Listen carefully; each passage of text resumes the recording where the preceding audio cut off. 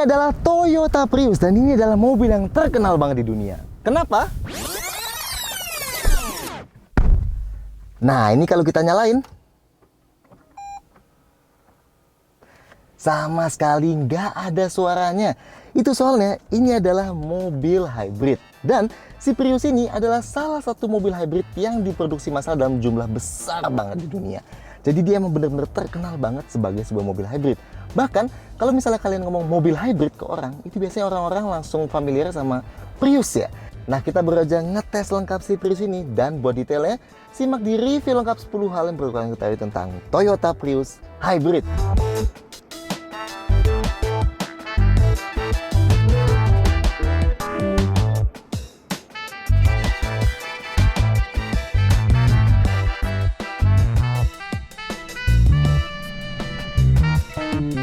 Satu, eksterior unik.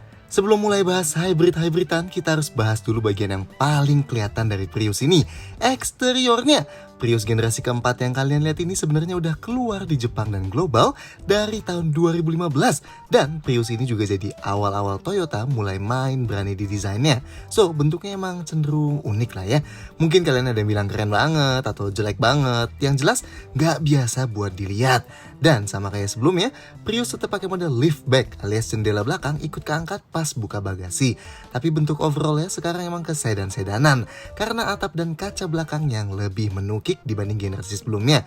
Dan secara dimensi, Prius XW50 ini juga lebih panjang sekitar 90 mm dibanding yang generasi sebelumnya. Dan meskipun kelihatan cukup panjang, tapi Prius ini sebenarnya masih lebih pendek dibanding Altis dan Civic loh. Depannya, coba lihat bentuk lampunya yang lekukannya sangat nggak biasa. Tajam-tajam banget dan memanjang ke belakang plus ke samping juga.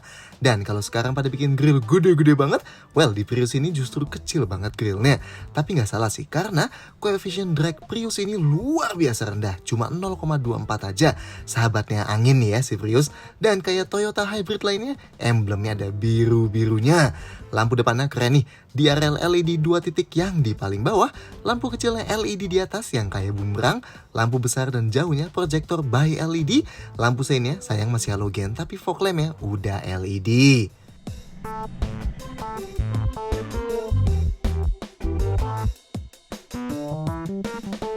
Sampingnya, coba kalian lihat bentuk atap belakang yang menukik sangat tajam itu. Ditambah lagi bentuk lampu belakang yang sangat tinggi dan ada garis super tajam yang ditarik dari lampunya. Ngasih kesan yang sangat unik ke Prius ini. Sayangnya, velg yang dipakai adalah model entry level dari Prius ini di model globalnya. 15 inci aja ukurannya, warna silver kayak gini doang. Ya, positifnya bannya jadi cukup tebal sih, 195/65 R15. Tapi kita pengen banget lihat velg lebih gede di Prius ini supaya kelihatan lebih cocok. Pilar B-nya warna hitam doff dan tanpa list chrome di jendelanya. Oh, buat yang penasaran, kenapa sekarang lekukan jendela belakang lebih mirip kayak sedan dibanding hatchback kayak di Prius-Prius sebelumnya? Itu karena Toyota berhasil mindahin baterainya dari bagasi ke bawah jok penumpang belakang. Jadi jendelanya bisa dibuat lebih menukik, lebih rendah karena ruang bagasinya udah bertambah. Nah, belakangnya, bagian yang kelihatan cukup membingungkan. Buntut dan lampunya cenderung tinggi kayak hatchback, tapi jendelanya landai kayak sedan. Tapi ada wipernya kayak hatchback. Dan kayak generasi sebelum-sebelumnya, Prius Gen 4 juga mempertahankan gaya dua kaca belakang ini yang udah jadi khasnya banget. Bumper bawahnya dikasih panel hitam dan yang unik lagi, bentuk lampunya yang memanjang secara vertikal gini. Detail lainnya, emblem Toyota di belakang juga biru ya karena mesin hybridnya dan juga udah dapet antena sirip hiu. Detail lampu belakang, lampu malamnya LED yang memanjang ke bawah gini nih, unik banget kelihatannya. Lampu remnya LED dan high mount stop lamp LED. Ada fog lamp LED bulat nih di bawah, tapi lampu sein dan lampu mundurnya masih halogen.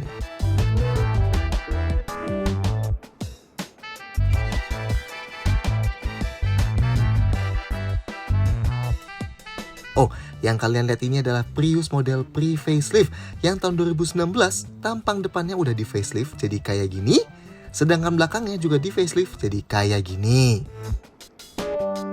2. Interior futuristik. Bukan cuma luarnya, interior Prius Gen 4 ini juga termasuk unik, bahkan cenderung kelihatan futuristik.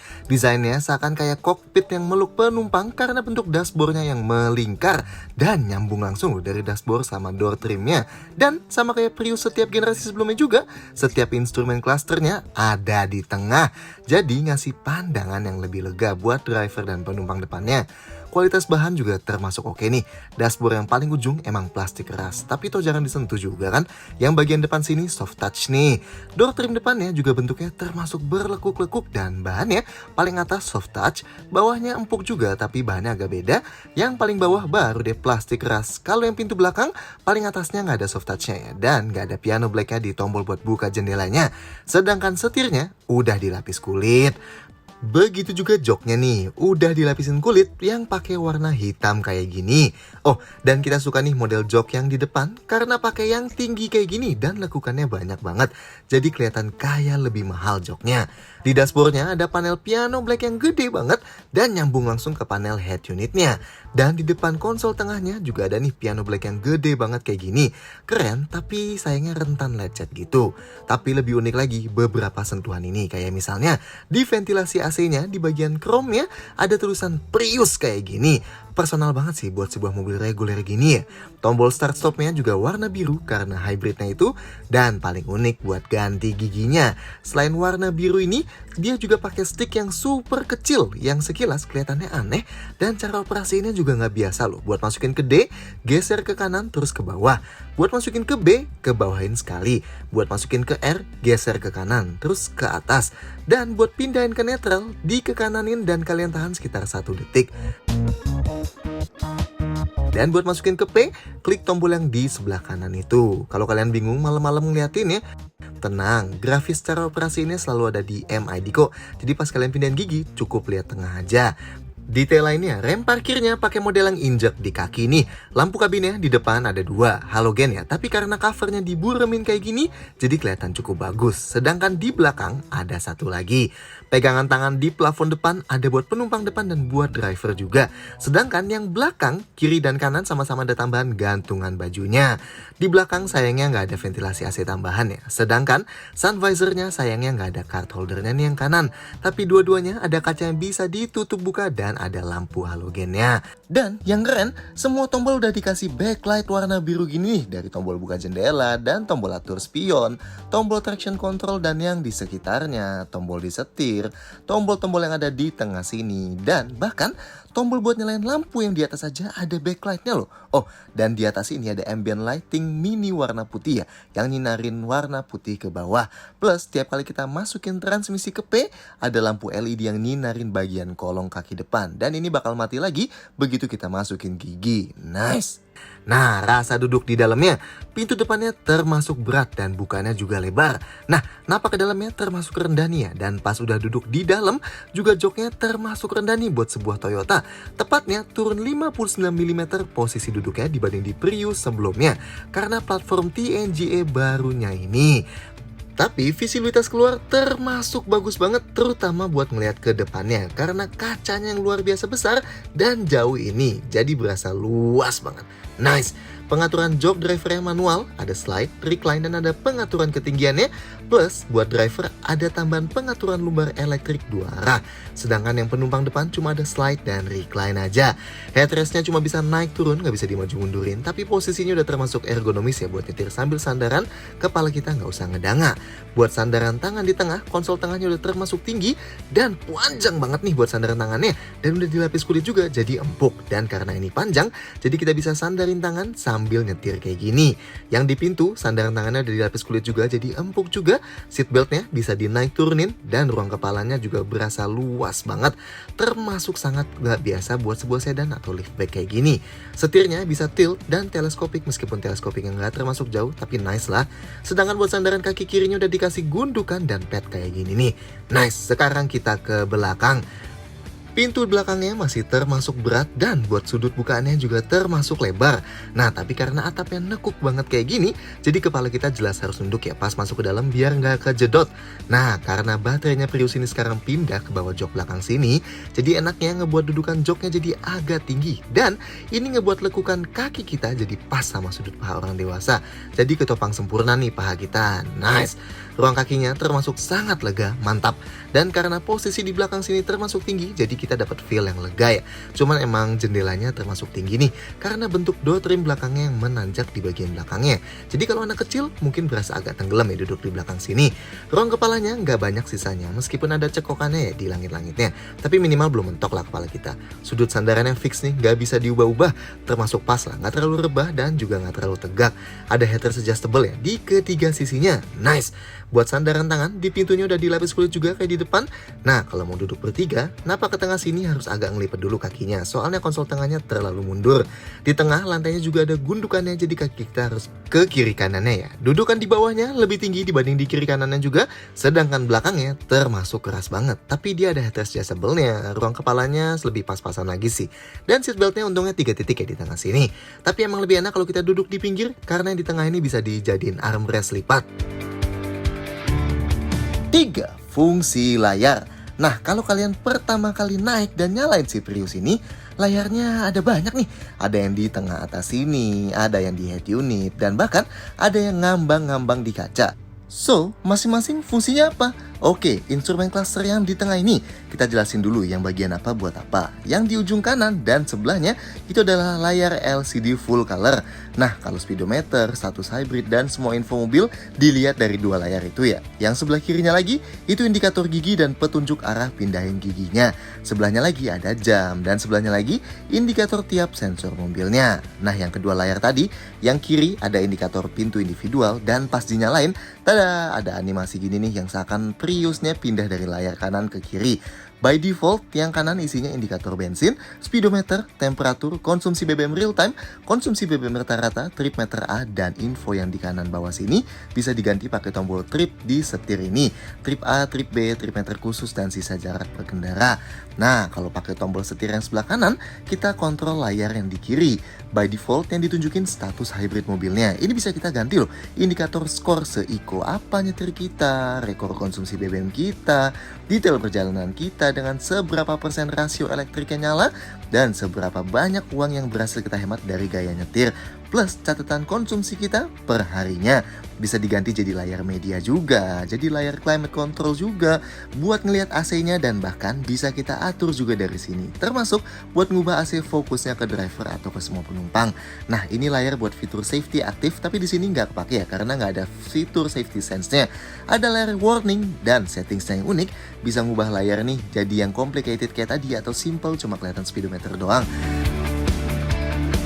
Harga bensin buat patokan penghematan tadi dan semua settings yang mau diubah di kedua display ini bisa diatur semua di sini ya. Dan terakhir, bisa juga ubah layar kanan yang selalu muncul mau konsumsi BBM real time, sisa baterai, atau power meter alias gantinya tachometer. Nah, yang ngambang di kaca disebut head-up display, yang fungsinya kalian bisa tetap fokus lihat ke jalanan tanpa perlu nengok ke tengah dulu. Info di sini ada speedometernya, ada power meter yang gantiin tachometer, dan indikator sisa baterainya ya. Lanjut head unitnya. Layar sentuh dan di kiri kanannya ada tombol kapasitif ya, nggak ada knob volumenya sih sayangnya.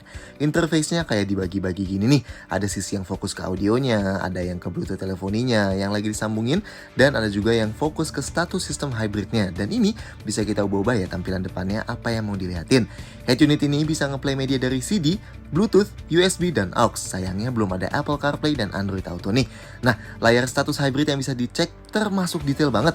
Ada animasi-animasinya gini supaya kita bisa lihat lebih detail. Ada informasi trip kita sebelumnya yang luar biasa komplit. Dan settings mobil juga ada yang bisa diubah dari sini nih. Kayak sistem passive keyless entry bisa dimati nyalain. Buka tutup ventilasi AC bisa diatur, dan bahkan sensitivitas auto headlightnya bisa diubah-ubah dari sini loh. Gila, kedengeran ribet ya? Tenang, seminggu pakai ini juga bakal kebiasa kok, langsung tahu butuh lihat layar yang mana buat ngapain. 4. Fitur berlimpah. Nah, soal fitur, Prius termasuk sangat menarik nih karena dia sangat berlimpah. Pertama, udah dapet sound system JBL nih, 10 speaker, nice. Jendelanya keempatnya udah auto up down alias sekali klik aja buat full naik atau full turun. Lampunya udah otomatis, wipernya juga otomatis. Spionnya udah lipat elektrik ya. Fitur yang gak biasa banget buat mobil di Indonesia. Ngumpet di bawah sini nih, ada penghangat jok depan nih, 2 level. Ada buat driver dan buat penumpang depan juga. Lumayan lah kalau lagi hujan deras banget, sedikit ngehangetin. Setirnya, di kiri ada tombol pengatur audio dan Bluetooth teleponi, sedangkan di sebelah kanan ada tombol pengatur instrumen cluster. Dan di bawah ada cruise control yang bisa dimunculin di layar nih kalau kita baru aktifin. Mantap! Yang canggih di tengah depan sini ada wireless charger nih, pakai Qi standar ya. Jadi kalau kalian pakai iPhone 8 ke atas, mayoritas flagship Samsung dan HP apapun yang support wireless charging bisa langsung charge di atas sini aja. Tapi emang lambat sih kecepatannya. Sedangkan buat ngecharge biasa, di belakang cup holder sini ada satu power outlet plus USB port dan aux input. Plus di belakang ada satu power outlet lagi. Spion tengahnya elektrokromatik alias ngegelap sendiri kalau kena silau cahaya. Kuncinya kayak gini nih, model kunci Toyota yang baru yang ada nama mobilnya di belakangnya. Dan tentunya ini passive keyless entry ya. Jadi kalau mobilnya kita kunci, remote-nya tinggal dikantongin aja dan kita tinggal grab bagian dalam handle pintu depannya. Dan kuncinya kebuka plus spion lipatnya juga kebuka. Sedangkan buat kunci lagi, tinggal tap alur kecil di bagian depan handle pintunya ini dan nanti pintunya kekunci plus spionnya kelipat lagi. Dan yang sepasang sama ini tentunya tombol start stop mesinnya yang warna biru gini. AC-nya dual zone auto climate control alias suhu kiri dan kanan bisa dibedain. Suhu paling dinginnya 17,5 derajat Celcius dan paling panasnya 32,5 derajat Celcius. Nah, ini ada fungsi yang ngebuat AC-nya difokusin buat sisi driver doang nih. Fungsinya buat menghemat pemakaian listrik AC-nya biar makin eco. Mantap! Dan bahkan fungsi autonya ada 2, fast buat cepet dingin dan eco buat bikin pengaturan suhunya dilakukan perlahan. Mantap! Dan ada defroster kaca depan, defogger kaca belakang dan defroster spion driver ya. Mantap! Gimana? Banyak kan? Tapi emang gak semua ada sih. Beberapa yang kurang, misalnya rem parkirnya belum elektrik, masih model injak di bawah gini. Dan ini juga sayangnya bikin jadi gak ada fitur brake hold. Auto lock juga belum ada. Jadi tiap jalan kita harus ingat ngunci mobilnya secara manual dulu. Fitur ini emang sayangnya sering gak ada nih di mobil yang diimpor dari negara maju. 5. Mesin hybrid. Kalau kalian udah nonton review CHR hybrid kita sebelumnya mungkin udah familiar sama yang bagian ini. Karena mesin yang dipakai di Prius sama persis kayak yang ada di CHR hybrid. Yes, sumber tenaganya campuran dari mesin pembakaran internal yang ditenagai bahan bakar bensin alias mesin bensin. Dan satu lagi dari motor listrik yang ditenagai baterai. Dua-duanya sama-sama gerakin roda depannya. Di mayoritas waktu kalian jalan pelan, lagi idle atau di bawah 60 km per jam, itu bakal digerakin hanya dengan motor listriknya dan baterainya aja, alias mesin bensinnya mati selama baterainya masih mencukupi. Tapi, nah kalau kalian injek gasnya agak dalam atau kalian kick down atau jalan kenceng atau baterainya udah gak cukup, nah mesin bensinnya bakal gantiin buat jalanin mobilnya dan sambil ngecharge baterainya. Atau kalau lagi dibutuhin, kedua mesin ini bakal kerja bareng dan transisi alias perpindahannya benar-benar kerasa seamless alias nggak berasa. Semua berlangsung full otomatis ya. Mesin bensinnya 1800cc dengan Atkinson cycle dan dibanding 2 ZR-FX yang dipakai di Prius Gen sebelumnya, ubahannya termasuk banyak banget nih. Kayak tumble ratio lebih tinggi, EGR rate-nya lebih tinggi, intake manifold dibuat ada built-in EGR passage-nya, dual cooling system, water jacket spacer, dan overall ngasilin thermal efficiency yang nyampe 40% dengan rasio kompresi 13:1. Tenaganya 97 HP dan torsinya 142 Nm. Dan motor listriknya, perkembangan dibanding di Prius Gen sebelumnya juga banyak nih. Kayak transaxle lebih kecil, stator winding lebih kecil, rotor baru dengan jumlah magnet lebih sedikit yang menghasilkan loss lebih rendah 20%, dan tenaga motornya 71 HP dan torsinya 163 Nm. Baterainya, posisinya pindah nih. Sekarang jadi di bawah jok penumpang dan buat pasar Indonesia, pakai jenis yang nickel metal hydride, 168 sel dan 28 modul. Volumenya lebih kecil 10% dibanding baterai sebelumnya, tapi performa chargingnya ningkat 28% dibanding sebelumnya. Dan ingat, baterai ini cuma bisa di-charge lewat mesin bensinnya atau via regen braking alias pas kita ngerem ya. Nggak bisa kita charge sendiri pakai colokan. Kalau yang mau bisa dicolok kayak gitu dan baterainya lebih gede, itu Prius plug-in hybrid. Nah, tenaga gabungannya 120 HP dan pakai transmisi CVT ya, plus ada mode B juga yang fungsinya semacam memaksimalkan engine braking buat ngecharge mobilnya lebih cepat pas kita lepas pedal gas. Dan di mode ini ngebuat efek rem engine brakingnya jadi lebih kuat nih. Makanya cocok dipakai di jalan yang turun terus. Oh, di sini ada beberapa mode berkendara ya yang bisa dipilih pakai tombol di sini. Ada mode normal, ada Eco yang ngebuat respon gasnya jadi sedikit lebih ditahan supaya lebih irit pemakaian baterai dan bensin. Dan ada mode Sport buat ngasih respon yang lebih instan pas kita injek pedal gasnya sedikit. Ingat, mode apapun kalau kalian kick down, output yang dikasih tetap optimal ya. Sedangkan ada satu lagi, mode EV. Nah, ini cuma bisa dipakai kalau jumlah baterainya yang lebih 4 titik. Dan ini bakal fokus di mode elektrik doang sambil ngabisin baterai sampai sisa 2 titik aja. Baru deh nanti ganti lagi ke mesin bensin. Cocok nih kalau kalian mau lewatin kompleks yang butuh ketenangan maksimal misalnya. Tapi gimana rasa mesinnya? 6. Rajanya irit. Oke, gimana rasanya si Prius Hybrid ini? Nah, nanti selama kalian jalan, di layar MI di sini bakal muncul animasi yang berubah-ubah terus. Jadi maksudnya gini nih, kalau nggak ada tanda panah apa-apa, artinya mobilnya nyala tapi nggak gunain tenaga dari mesin bensin atau baterai motor listriknya. Kalau tanda panahnya dari baterai ke ban, artinya mobil lagi jalan hanya dengan motor listriknya aja. Kalau tanda panahnya dari mesin bensin ke roda plus ke baterai, artinya mesin bensinnya jalanin mobil sekaligus nge-charge baterainya. Kalau tanda panahnya dari baterai ke roda dan mesin ke roda, artinya motor listrik plus mesin bensinnya sama-sama jalanin mobilnya. Sedangkan kalau tanda panahnya dari roda ke baterai, artinya baterai lagi di-charge sama sistem regen brakingnya. Dan tenang, meskipun ini semua kedengeran ribet banget ya, tapi kalian gak usah pikirin karena semuanya berjalan full otomatis. Kalian cukup jalan aja, atau kalau mau kelihatan lebih simpel, tinggal matiin aja sistem DMID tadi. Nah, kalau kita baru jalan dari diem, mobilnya bakal smooth banget jalannya, halus banget. Karena biasanya hanya dijalanin pakai motor listriknya aja. Jadi ini minim banget suara dan getarannya begitu kalian berjalan. Nah, kalau kalian injek gasnya lebih dalam, mesin bensinnya biasanya bakal nyala dan ini benar-benar responsif banget ya. Ini nih yang kita suka dari mobil hybrid. Seakan angka performanya kecil, tapi begitu kita injek gas, responnya malah lebih galak dibanding mesin bensin kebanyakan. Karena respon torsi motor listriknya yang instan itu. Dan kalau kalian kick down, hentakan di awalnya bakal kerasa asik banget. Malah kalau kalian dari diem atau dari jalan pelan langsung bejek gasnya, sensasinya berasa narik banget. Plus suaranya kedengeran unik karena deru mesin bensinnya digabung dengan suara dari motor listriknya. Nah, tentunya karena angka mesin bensinnya yang gak tinggi, jadi angka performanya juga gak bisa dibilang fantastis.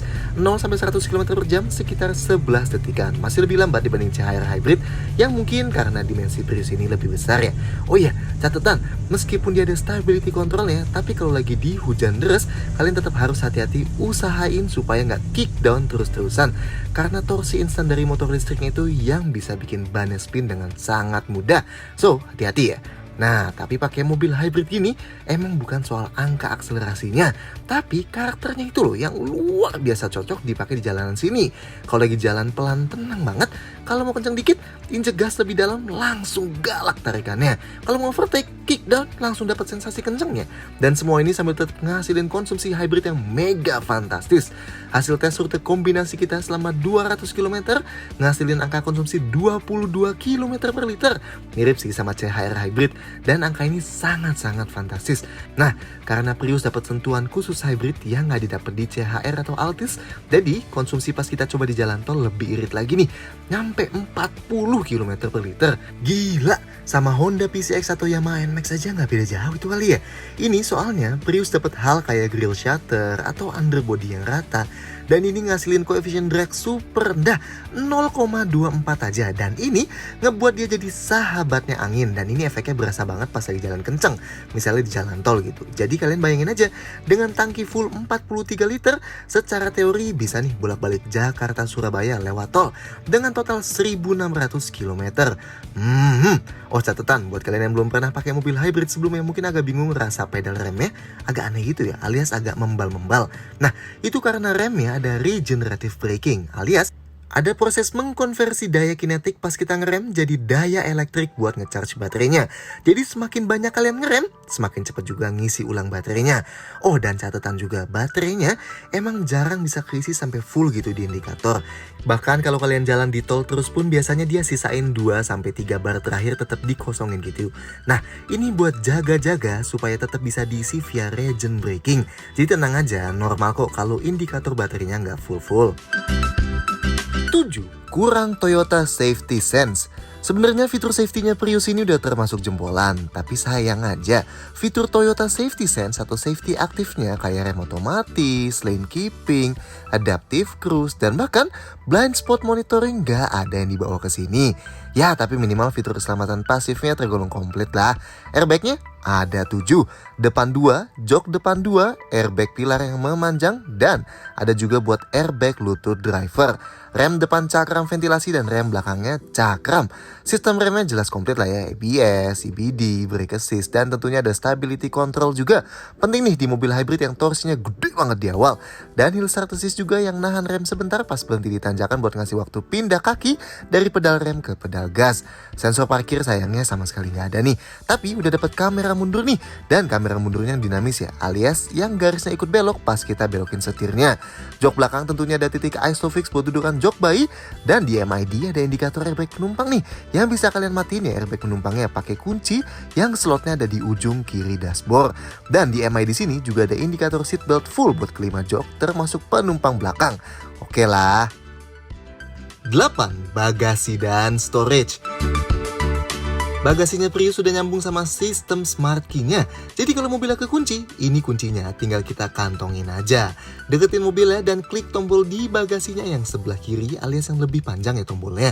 Dan nanti bagasinya langsung kebuka.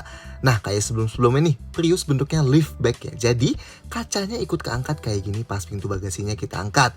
Ya, kayak hatchback, tapi emang bentuk kacanya lebih landai dan lebih besar aja. Bibir bagasinya termasuk lebar banget nih. Dan karena liftback, yang atasnya terbuka lebar, jadi buat masukin barang yang besar kayak gini bakal gampang. Sedangkan lantainya kayak sedan ya, termasuk tinggi dari tanah, jadi kalau angkat barang yang berat agak PR. Tapi enaknya, nggak kayak di sedan-sedan, di Prius ini lantai bagasinya rata sama bibirnya nih. Jadi kalau kita mau keluarin barang, tinggal digeser aja keluar. Nah, kayak hatchback juga, dia dapat parcel shelf nih yang bisa ditutup buka gini. Dan ini bisa buat nutupin barang yang ada di bawah ya, supaya nggak diintip dari luar kayak gini. Dan tentunya ini juga bisa dilepas. Detail di dalam, di sebelah kiri ada lampu bagasi halogen yang bisa dimati nyalain. Dan di atasnya ada gantungan barang kecil nih yang bisa dilipat. Maksimal 4 kg ya barangnya. Yang di sebelah kanan juga ada gantungan kayak gini. Sama juga maksimal 4 kg juga. Nah, di bawah lantai bagasinya ada beberapa kompartemen dan ada ban serep nih. Dan enaknya ban serepnya full size loh, alias pakai model yang sama kayak yang dipakai. Nice! Dan enaknya lantainya bisa digantung kayak gini nih. Jadi nggak usah kita pegangin kalau kita mau ganti ban serepnya.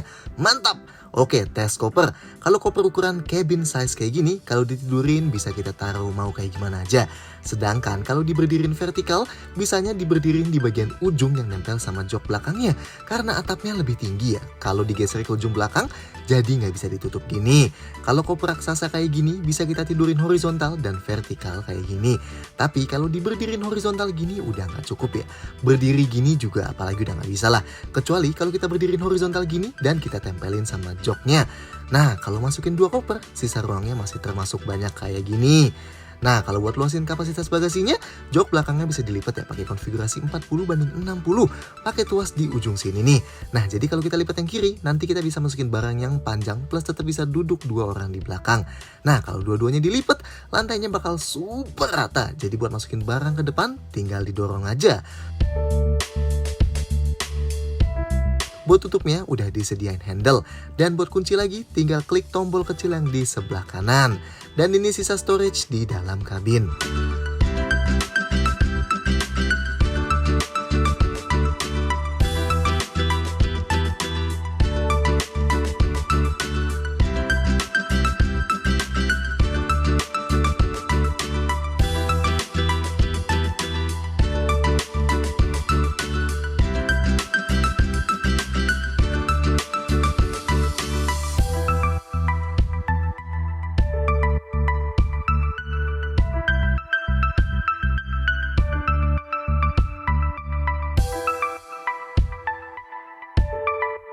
9. Handling termasuk oke. Mungkin bukan tempatnya ngomongin handling di sebuah mobil hybrid yang tujuannya buat hemat bensin seirit-iritnya. Tapi bagian ini emang cukup nggak terduga loh di Prius. Kalau kalian pernah denger TNGA alias Toyota New Global Architecture alias platform baru yang dipakai di Altis dan di CHR juga. Nah, Prius ini adalah mobil pertamanya Toyota yang pakai TNGA. Dan ini bener-bener kerasa banget. Komponen mesin yang dibuat lebih rendah, posisi duduk yang lebih rendah, dan ketinggian mobil yang lebih rendah 20 mm bikin pusat gravitasinya jadi jauh lebih rendah dibanding di Prius sebelumnya. Dan efeknya pas belok kerasa jauh lebih natural dan lebih tajam handlingnya. Bahkan sebelum kita nyobain di Indonesia sini, kita sempat pernah nyoba Prius ini langsung di trek kecil di Fuji Speedway di Jepang. Dan sangat-sangat gak nyangka, buat sebuah mobil hybrid yang eco-focused, handlingnya termasuk sangat baik. Feel setirnya juga cukup natural nih, ringan di kecepatan rendah dan pas di kecepatan tinggi, bobotnya cukup berasa.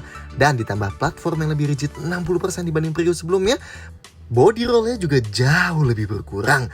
Ya emang gak sampai berasa sport sih, kayak misalnya di Mazda gitu ya. Tapi buat lewatin jalan berkelok-kelok pegunungan aja udah terasa menyenangkan banget kok. Soal kenyamanan, suspensinya termasuk lumayan empuk, apalagi karena pakai velg kecil banget gini yang bannya cukup tebel. Jadi termasuk nyaman buat lewatin mayoritas jalan rusak.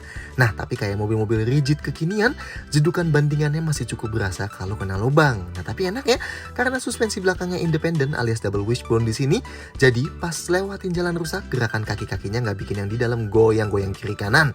Dikombinasiin suara motor listrik yang luar biasa tenang, pemakaian di jalanan dalam kota nyaris kerasa perfect nih sebenarnya. Nah tapi emang kalau dibanding Camry, jelas Prius ini belum sampai senyaman itulah ya. Suara dari luar masih sedikit lebih kedengeran dan suspensinya juga nggak sampai sempuk itu. Tapi jangan lupa, ukuran yang cukup kecil bikin manuver Prius di kemacetan lebih enak lagi. Dan buat ukuran medium kayak gini, kenyamanan dan handlingnya Prius ini termasuk cukup oke lah, di luar ekspektasi kita. Nice, tapi kalian jangan lupa, yang bikin Prius pendek ini juga bikin ground clearance-nya termasuk sangat rendah. So, hati-hati kalau lewatin jalan yang rusak banget, karena kemungkinan gasruknya bakal lebih tinggi. 10. Kesimpulan review Toyota Prius. So, gimana mobil hybrid paling populer di dunia ini kalau di Indonesia? Well, kita nggak bisa bohong, konsumsi BBM-nya yang luar biasa iritnya emang bikin kita ketagihan sama si Prius ini. Tapi jelas ada alasannya kenapa meskipun udah ada di dunia selama 20 tahunan, Prius sama sekali nggak pernah booming di Indonesia. Yang pertama, karena bentuknya, meski liftback jadi tren tersendiri, tapi bukan buat mayoritas market Indonesia yang emang lebih suka MPV atau sekarang SUV. Apalagi Gen 4 ini yang bentuk liftbacknya makin kelihatan kayak sedan, yang makin lama juga makin ditinggalin di Indonesia sini. Kedua, ground clearance-nya. Mengingat Prius ini dan Gen sebelumnya yang sempat dijual langsung didatangkan dari Jepang, alias negara yang jalannya sangat mulus, jadi ground clearance yang sangat rendah ini, itu jadi pertanyaan apakah dia bakal survive kalau dibawa di jalanan jelek sini. Ketiga, yang sangat disayangkan, yang bikin dia irit alias mesin hybridnya malah jadi pertanyaan di Indonesia. Coba kalian tanya siapapun kenalan kalian, mau nggak beli mobil hybrid? Pasti 90% jawaban mereka bakal mempersalahkan gimana nanti kalau baterainya rusak, gimana nanti kalau banjir, alias masih belum bisa percaya sama sistemnya. Sebenarnya hal-hal ini bisa jadi nggak masalah kalau harga Prius di Indonesia itu terjangkau ya. Tapi sampai sekarang Prius cuma jadi spot order alias baru dipesenin ke Jepang kalau kita mau beli.